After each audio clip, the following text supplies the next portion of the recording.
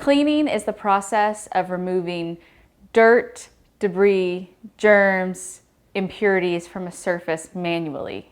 Disinfecting is the process of using chemicals to kill germs, bacteria, viruses on an area.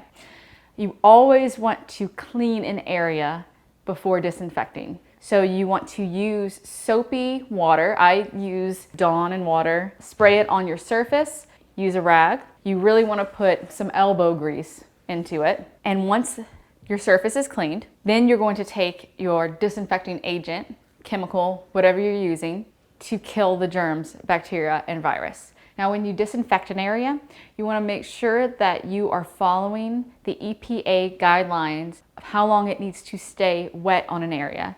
So, for example, if I take Lysol and I spray it and I wipe it away immediately, it is not going to disinfect the area. I have to follow the recommendation, which for Lysol I believe is 10 minutes of staying wet on that surface and then wiping off. If you have any questions about cleaning or disinfecting your home, please don't hesitate to reach out and ask in the comments. We want you guys to stay safe and we want to help you with all your cleaning needs, even though it may be from afar.